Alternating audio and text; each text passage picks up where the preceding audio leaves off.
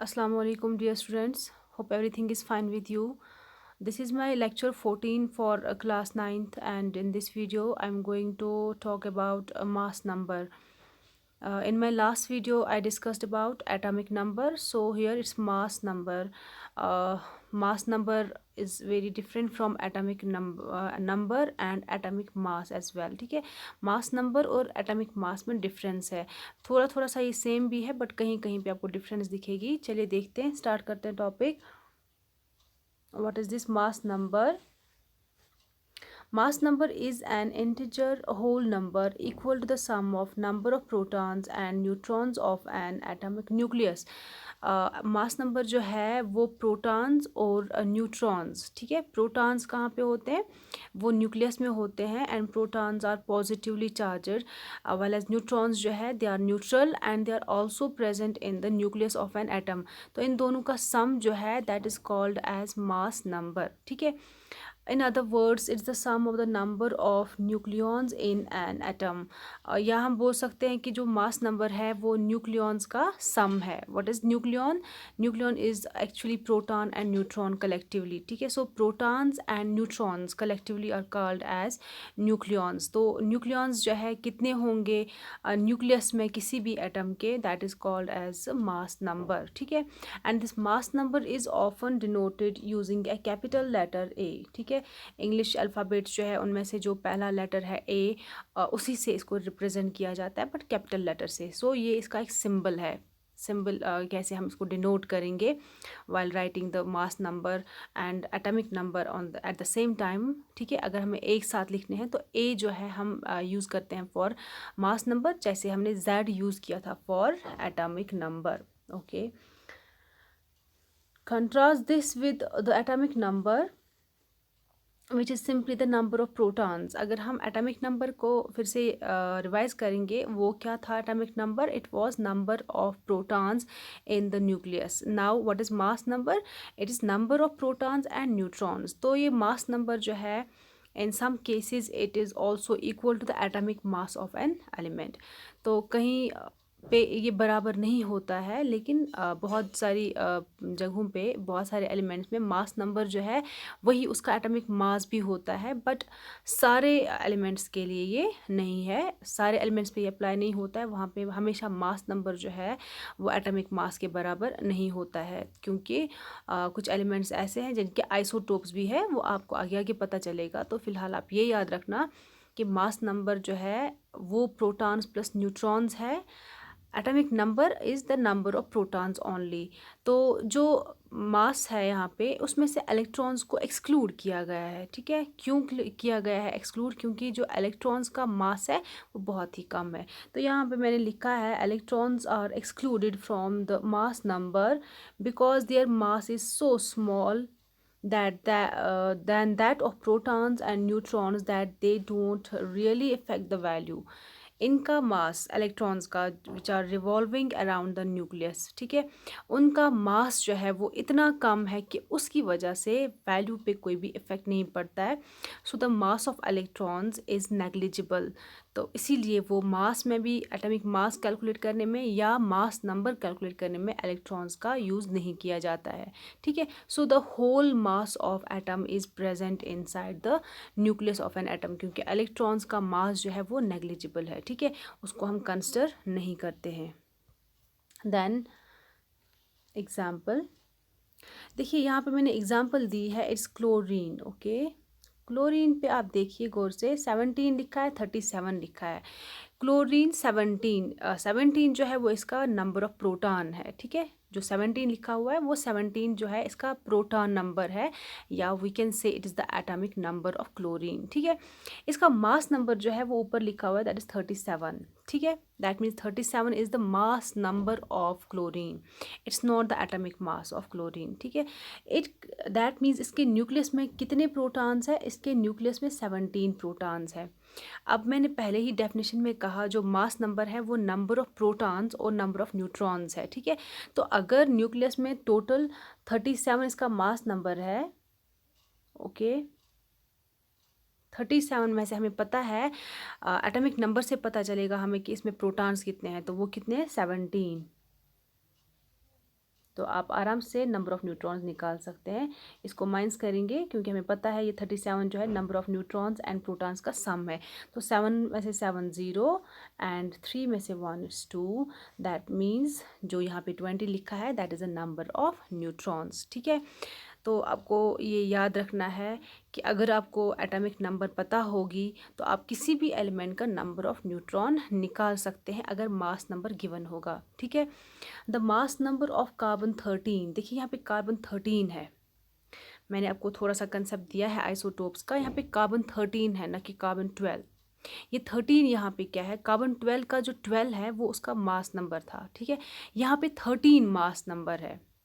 That means carbon 12 भी है, carbon 13 भी है एंड कार्बन 14 भी है। ये कार्बन 12, कार्बन 13, कार्बन 14 क्या है, ये आइसोटोप्स है कार्बन के। ठीक है, तो यहाँ पे जो कार्बन 13 एटम है उसका जो मास नंबर है वो 13 है। लेकिन हमें पता है कार्बन का प्रोटॉन नंबर चेंज नहीं हो सकता है। ठीक है, न्यूट्रॉन्स चेंज होते हैं। तो कार्बन 13 में हमें पता है 13 जो है, okay, 13 is the mass number of carbon.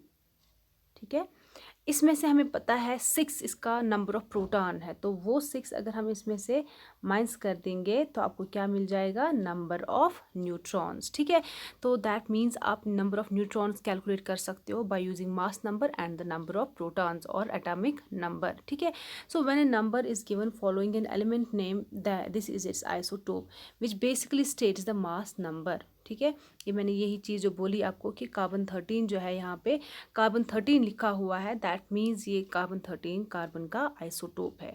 इसी तरह कार्बन 12 भी उसका आइसोटोप है, इसी तरह कार्बन 14 भी है। ठीक है, to find the number of neutrons in an atom of the isotope, अगर आपको किसी भी आइसोटोप में, ठीक है, आइसोटोप एटम ही होते हैं, वही एलिमेंट्स होते हैं जिनका मास नंबर डिफरेंट होता है। ठीक है, तो नंबर ऑफ़ न्यूट्रॉन्स अगर आपको निकालने हैं, जो मैंने अभी मेथड बताया, आपको क्या करना है, सिंपली आपको नंबर ऑफ़ प्रोटॉन्स जो है वो सब्ट्रैक्ट करना है from the mass number.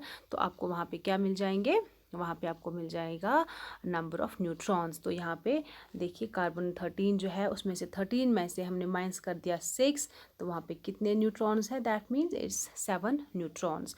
That means you can calculate the number of neutrons by simply subtracting atomic number from mass number. Okay, यहाँ पे इक्वेशन दी है मैंने, how what is the relation between number of protons and number of neutrons and the mass number. तो यहाँ पे लिखा है mass number of an element that's equal to the atomic mass of element. ठीक है, बट नॉट ऑलवेज। सो वो किसके बराबर है, number of protons and number of neutrons. That means आपको याद रखना है जो मास नंबर है वो हमेशा number of protons and number of neutrons के बराबर होता है, उनका सम होता है। ठीक है, तो ये चीज़ आपको याद रखनी है, तो आप इजीली कैलकुलेट कर सकते हो किसी भी एलिमेंट का mass number. For example carbon का मास नंबर है 12। देखिए यहाँ पे मैंने कार्बन 12 बताया मास नंबर, इससे पहले मैंने जब बोला था एक एग्जांपल दी थी वो कार्बन 13 था। वो कार्बन 13 इस कार्बन का आइसोटोप है। इसी तरह ये कार्बन 12 जो है ये भी कार्बन का आइसोटोप है। ठीक है, तो आइसोटोप्स पे अलग से वीडियो बनेगा, उसमें आपको अच्छे से क्लियर हो जाएगा ये चीज़। तो कार्बन जो है इसका मास नंबर 12 है, दैट मीन्स इसका नंबर ऑफ प्रोटॉन्स क्या है, वो 6 है। 6 कैसे वो पता चला, क्योंकि हमें पता है atomic number of carbon is 6। ठीक है, तो नंबर ऑफ न्यूट्रॉन्स आपको खुद ही मिल जाएगा, क्योंकि 12 में से 6 निकालेंगे तो इट्स 6। ओके, सो कार्बन 12 में नंबर ऑफ प्रोटॉन 6 है, लेकिन नंबर ऑफ न्यूट्रॉन्स जो है वो 6 ही है। लेकिन कार्बन 13 अगर हम देखेंगे वहाँ पे नंबर ऑफ प्रोटॉन 6 है but number of neutrons change हो रहा है एंड दैट इज़ 7। ठीक है, तो इसी तरह आप नंबर ऑफ न्यूट्रॉन्स किसी भी एलिमेंट का निकाल सकते हैं। So again here it's nitrogen. Nitrogen का मास नंबर है 14, दैट मीन्स इसमें 7 क्या है, प्रोटॉन्स है एंड 7 न्यूट्रॉन्स है। आपको कैसे पता चला 7 प्रोटॉन्स है, क्योंकि आपको पता है नाइट्रोजन का एटॉमिक नंबर 7 है, दैट मीन्स उसमें नंबर ऑफ प्रोटॉन्स 7 होंगे। ठीक है, now we have fluorine. Fluorine का मास नंबर 9 है। फ्लोरीन का एटॉमिक नंबर आपको पता है इट्स 9। ठीक है, दैट मीन्स प्रोटॉन्स कितने होंगे, इसमें 9 प्रोटॉन्स होंगे। तो खुद ही आपको पता चलेगा कि फ्लोरीन के न्यूक्लियस में 10 न्यूट्रॉन्स है। ठीक है, तो दीज आर सम 3 एग्जांपल्स, मैंने 4 एग्जांपल्स आपको दी।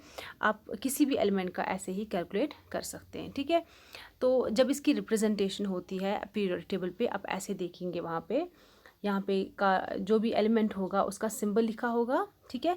और यहाँ पे मास नंबर होता है ऊपर, एंड नीचे जो है यहाँ पे सबस्क्रिप्ट में एटॉमिक नंबर होता है, ठीक है। जैसे फॉर एग्जांपल नाइट्रोजन जो है इसको ऐसे लिखा गया है 714। तो फॉर एग्जांपल आपने कहीं पे देखा ऐसे लिखा हुआ है, okay, nitrogen 7 and here 14, okay. तो मे बी आप डर जाते हो देख के, क्योंकि आपको लगता है पता नहीं क्या लिखा हुआ है। इट्स नथिंग, नाइट्रोजन लिखा हुआ है जिसका एटॉमिक नंबर देकर है एंड मास नंबर भी देकर है। तो ऊपर वाला हमेशा आप याद रखना वो मास नंबर होगा, और जो नीचे लिखा होता है एलिमेंट के वो उसका एटॉमिक नंबर होगा, ठीक है।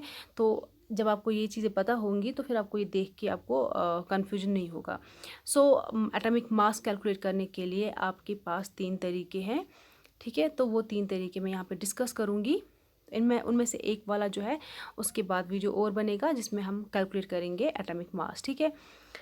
Which one you use depends on whether you have a single atom, a natural sample of the element, or simply you need to know the standard value. वो डिपेंड करता है कि आप किसका एटॉमिक मास कैलकुलेट कर रहे हैं, ठीक है। तो 3 ways जो है, let's discuss them. The method used to find the atomic mass depends on whether you are looking at a single atom, ठीक है, कि आप सिंगल एटम को देख रहे हैं उसका मास कैलकुलेट करना है, या आपके पास एक कोई नेचुरल सैंपल है, या फिर आपके पास ऐसा सैंपल है जिसमें आइसोटोप्स भी प्रेजेंट है। दैट मीन्स डिफरेंट सिचुएशंस में आप डिफरेंट मेथड यूज़ करोगे to calculate the atomic mass या मास नंबर, ठीक है। मास नंबर तो इजी है, नंबर ऑफ न्यूट्रॉन्स और प्रोटॉन्स को ऐड करना है, बट अगर आपको एटॉमिक मास कैलकुलेट करना है, क्योंकि आप एटॉमिक मास देखेंगे कि नहीं किसी किसी एलिमेंट का वो नंबर मास नंबर के बराबर नहीं होता है, तो वहाँ पे कहाँ से वो डिफरेंस आ जाती है वो सब देखेंगे। यहाँ पे अगर आप पीरियोडिक टेबल में देख रहे हैं, if you are asked to give the atomic mass of carbon you first need to know its element symbol, ठीक है। वो क्या है, वो सी है। मतलब कि अगर आपको कोई पूछेगा what is the atomic mass of carbon, periodic table से आपको ढूंढना है, ठीक है। तो सबसे पहले आपको पता होनी चाहिए कार्बन का सिंबल क्या है, दैट इज़ सी। तो पीरियोडिक टेबल में आप सी को ढूंढेंगे, ठीक है। तो जब आप सी को देखेंगे आप पीरियोडिक टेबल पे, आपको वहाँ पे उसका मास क्या बताया जाएगा, इट्स 12.01 अप्रॉक्सीमेटली, दैट इज़ 12, ठीक है। दैट मीन्स यहाँ पे ये 12.01 देकर जो है it is the atomic mass of carbon 12, ठीक है। तो वहाँ पे आइसोटोप्स नहीं होते हैं मेंशन करके पीरियोडिक टेबल में, ठीक है, क्योंकि पीरियोडिक टेबल जो है that's based on atomic number. तो आइसोटोप्स में एटॉमिक नंबर सेम ही होते हैं, इसीलिए एक ही कार्बन होगा वहाँ पे। This value on periodic table is given in atomic mass units. हाँ, ये जो एटॉमिक मास अपने कार्बन का फॉर एग्जांपल सर्च किया पीरियोडिक टेबल पे, वहाँ पे जो ये एटॉमिक मास देकर है it's given in atomic mass units और AMU, ठीक है। बट हम लोग इसको दूसरे यूनिट्स में भी दिखा सकते हैं, like in terms of gram पर मोल। तो अगर हम वैसे बताएंगे दैट मीन्स 12.01 ग्राम्स पर मोल जो है ये उसका एटॉमिक मास कहलाएगा in terms of other units, ठीक है। तो जो पीरियोडिक टेबल है वहाँ पे एटॉमिक मास यूनिट के एटॉमिक मास यूनिट्स के हिसाब से लिख कर होगा, बट हम उसको ग्राम पर मोल भी बोल सकते हैं। सिंपली हमें AMU को रिमूव कर देना है और ग्राम पर मोल लगा देना है, तो वहाँ पे वो बराबर आ जाएगा, ठीक है। Then second method is sum of protons and neutrons, ठीक है, जो मैंने इससे पहले भी डिस्कस किया। तो sum of protons and neutrons for a single atom, to calculate the atomic mass of a single atom of an element add up the mass of protons and neutrons, ठीक है। तो अगर आपको एक सिंगल एटम का calculate करना है, you simply need to add up the number of protons and number of neutrons inside the nucleus, ठीक है। तो ये चीज़ मैंने पहले ही डिस्कस की। For example, find the atomic mass of an isotope of carbon that has 7 neutrons. आपको एटॉमिक मास कैलकुलेट करना है कार्बन का जिसके पास 7 न्यूट्रॉन्स है, ठीक है।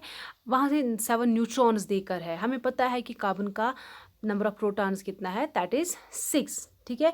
तो 6 + 7 कितना हो गया, 13 हो गया। दैट मीन्स आपको अगर नंबर ऑफ न्यूट्रॉन्स देकर है आप तब भी एटॉमिक मास कैलकुलेट कर सकते हैं by simply adding the number of protons. तो यहाँ पे मैंने लिखा find the atomic mass of an isotope of carbon that has 7 neutrons. You can see from the periodic table that carbon has an atomic number of 6, which is its number of protons. The atomic mass of an atom is the mass of the protons plus the mass of the neutrons. तो यहाँ पे add up करके it is 13, ठीक है। So carbon isotope जो है जिसके पास 7 neutrons है उसका मास नंबर या एटॉमिक मास कितना है, इट इज़ 13 यूनिट्स, ठीक है। Then weighted atom average for all atoms of an element, मतलब आपको एवरेज निकालना है एटम्स का, जो उनका मास होगा उनका एवरेज निकालना है। ये कब होता है ये वाला स्टेप, ये तब होता है जब आपको आइसोटोप्स की एबंडेंस वगैरह गिवन होती है, ठीक है। तो ये सिर्फ मैं यहाँ पे डिस्कस करूँगी ये वाला स्टेप, इस वाले स्टेप को हम फिर प्रैक्टिस में लाएंगे जहाँ पे हम आइसोटोप्स लेके किसी भी एटम का एटॉमिक मास कैलकुलेट करेंगे, ठीक है। The atomic mass of an element is a weighted average of all the elements isotopes based on their natural abundance, ठीक है। It is simple to calculate the atomic mass of an element with the steps, ठीक है। तो यहाँ पे जब isotopes होते हैं प्रेजेंट तो वहाँ पे उनका एबंडेंस गिवन होता है। जब भी आपको ऐसा कैलकुलेट करना होगा वहाँ पे वो गिवन ही होगा। सो आप लोगों को जब गिवन नहीं होगा तो आपको खुद ही ये स्टेप फॉलो नहीं करने हैं जो ये वाले में डिस्कस कर रही हूँ, ठीक है। So typically in these problems you are provided with a list of isotopes with their mass and their natural abundance either as a decimal or percent value। तो जब भी ऐसी टाइप की प्रॉब्लम्स होगी जहाँ पे आपको आइसोटोप्स लेके मास कैलकुलेट करना होता है, वहाँ पे गिवन होता है natural abundance of the isotope, decimal value होता है या परसेंट वैल्यू होता है, तो फिर आपको वही चीज़ अप्लाई करना है, देन मास कैलकुलेट करना है। तो आप खुद ही किसी भी प्रॉब्लम में ऐसा स्टेप नहीं कर सकते हैं जहाँ पे ये चीज़ें गिवन होंगी, वहीं पे आप ये कर सकते हो, ठीक है। सो आपको क्या करना है, multiply each isotopes mass by it's abundance, जो आइसोटोप का मास होगा उसको मल्टीप्लाई करना है जो उसकी एबंडेंस वहाँ से गिवन होगी, तो आपको वहाँ से एटॉमिक मास निकल जाएगा, ठीक है। तो वो टोटल एटॉमिक मास है। सो क्लोरीन का अगर आप मास देखेंगे इट इज़ 35.5, ठीक है। लेकिन अगर हम उसके नंबर ऑफ़ न्यूट्रॉन्स और प्रोटॉन्स का सम देखेंगे दैट इज़ 37, लेकिन उसका जो है 0.5 आ जाता है एक्स्ट्रा। तो वो 0.5 कैसे आ जाता है वो हम देखेंगे नेक्स्ट वीडियो में। आई होप ये टॉपिक आपको समझ आया होगा, उतना ज़्यादा टफ नहीं है। थर्ड वाला थोड़ा सा आपको टफ लगा होगा, लेकिन वो मैं दूसरे वीडियो में भी डिस्कस करूँगी जहाँ पे हम किसी एलिमेंट का एटॉमिक मास कैलकुलेट करेंगे, तब आपको ये समझ आ जाएगा कि नेचुरल एबंडेंस क्या है या परसेंट वैल्यू या डेसिमल वैल्यू जो है वो किस चीज़ के गिवन होते हैं, ठीक है। आई होप आप लोगों को ये समझ आया होगा। अल्लाह हाफिज़।